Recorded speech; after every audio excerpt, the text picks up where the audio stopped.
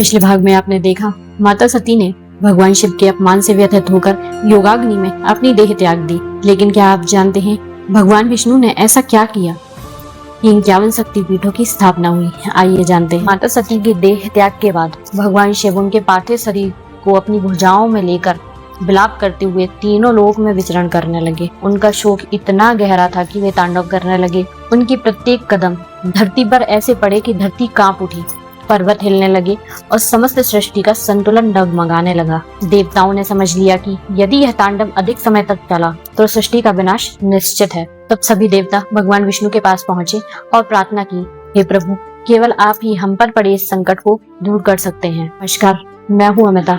आप सभी का स्वागत है हमारे पावन आध्यात्मिक चैनल में।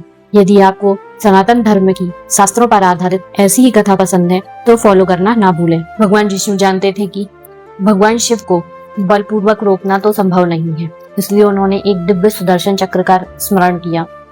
पुराणों में वर्णित है, सुदर्शन चक्र ने अत्यंत सूक्ष्म रूप में माता सती के पार्थिव शरीर के अंगों को अलग अलग कर दिया। जहाँ जहाँ माता सती के अंग गिरे, आभूषण गिरे, वस्त्र गिरे, वे स्थान कालांतर में शक्तिपीठ के रूप में पूजित है। इन शक्तिपीठों में माता आदिशक्ति और भगवान शिव भैरव स्वरूप में विराजमान माने जाते हैं।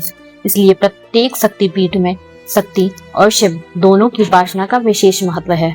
विभिन्न पुराणों और परंपराओं में शक्तिपीठों की संख्या अलग अलग बताई गई है। कहीं 51, कहीं 52, कहीं 108 भी उल्लेख है, किंतु सनातन परंपराओं में 51 शक्तिपीठों को ही मान्यता दी गई है। इसमें कुछ शक्तिपीठ भारत में हैं, कुछ वर्तमान नेपाल, बांग्लादेश, पाकिस्तान और श्रीलंका में भी बताए गए हैं।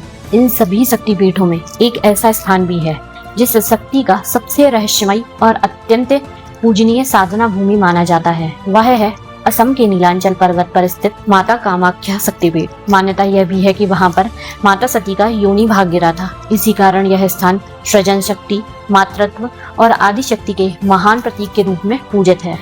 लेकिन कामाख्या धाम का सबसे बड़ा रहस्य आज भी बाकी है। आखिर वहाँ देवी की मूर्ति क्यों नहीं है?